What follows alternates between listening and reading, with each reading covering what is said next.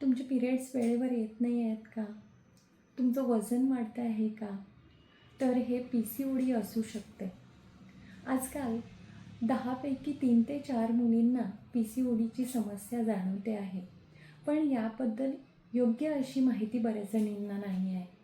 आणि म्हणूनच नमस्कार, मी डॉक्टर वंदना गुरव. आज PCOD म्हणजे काय? त्याचे कारणं काय आहेत?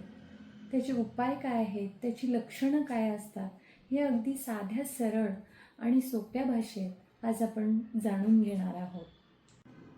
तर PCOD म्हणजे काय?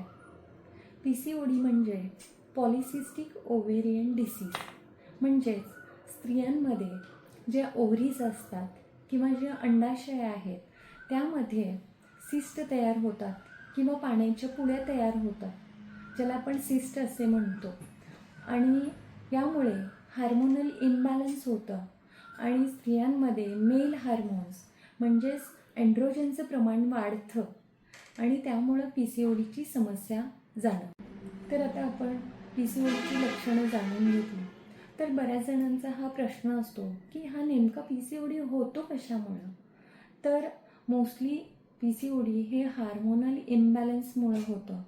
तसेच आपण जे बाहेर जंक फूड खातो किंवा ऑइली फूड किंवा अनहेल्दी लाईफस्टाईल ज्याला आपण म्हणतो, त्याच्यामुळं हा PCODची समस्या आपल्याला जाणवू शकते. तसेच आपला कमी व्यायाम, बैठं काम, एक्सरसाइज किंवा व्यायामाची कमतरता, कमी झोप यामुळे सुद्धा हे जाणवतं. तसंच जेनेटिक सुद्धा काही कारणं आहेत. जर घरात आईला वगैरे अशी समस्या असेल तर जेनेटिक कारणांमुळे सुद्धा PCOD होऊ शकतो. आता आपण नेमकं PCODची ट्रीटमेंट कशी आहे, याच्यावर उपचार कसे केले जातात? तर होमिओपॅथीबद्दल विचार केला तर होमिओपॅथीमध्ये फक्त PCODची ट्रीटमेंट केली जात नाही, तर पेशंटच्या मुळाशी जाऊन त्यांची मानसिक काही कारणं आहेत का, त्यांचे सिम्पटम्स कोणत्या प्रकारचे आहेत, तसेच त्यांची आत्ता दिसणारी लक्षणं कशी आहेत किंवा त्यांना आत्ता काय त्रास होतो आहे, या सगळ्याचा अभ्यास करून होमिओपॅथिक ट्रीटमेंट दिली जाते. आणि होमिओपॅथिक औषधांनी फक्त हे PCODच कमी होत नाही, तर हार्मोनल इम्बॅलन्स जे झालेलं असतं ते सुद्धा कमी व्हायला होमिओपॅथिक ट्रीटमेंट मदत करते. त्याबरोबरच आपल्याला आपली लाईफस्टाईल चेंज करणं सुद्धा खूप गरजेचं असतं. आणि म्हणूनच औषधांबरोबर आपण लाईफस्टाईल चेंजेस काय करू शकतो हे आपण जाणून घेणार आहोत. तर ट्रीटमेंटबरोबरच आपल्या खाण्यापिण्यात काही चेंजेस करायला हवेत. तर आपण जे जंक फूड आहे ते कमी केलं पाहिजे. बेकरी प्रोडक्ट किंवा मैद्यापासून बनलेले पदार्थ जे आहेत ते आपण कमी केले पाहिजेत. तसेच ज्यांचं बैठं काम, खूप जास्त वेळ बसून काम आहे, त्यांनी एक्सरसाइज वाढवला पाहिजे किंवा सतत व्यायाम, योगा यांची मदत घेतली पाहिजे.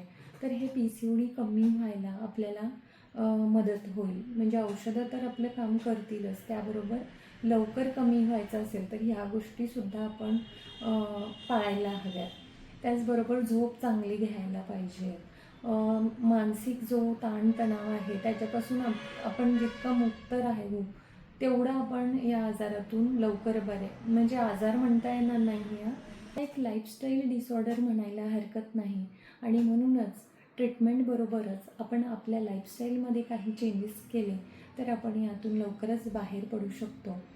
हा व्हिडिओ जर तुम्हाला यूजफुल वाटला तर लाईक करा आणि शेअरही करा. आणि मी शेवटी एवढंच सांगू इच्छिते की अशा काही गोष्टी आपल्याला पाहायला मिळत असेल तर योग्य अशी तुम्ही त्यावर ट्रीटमेंट घ्या आणि हेल्दी राहा. धन्यवाद.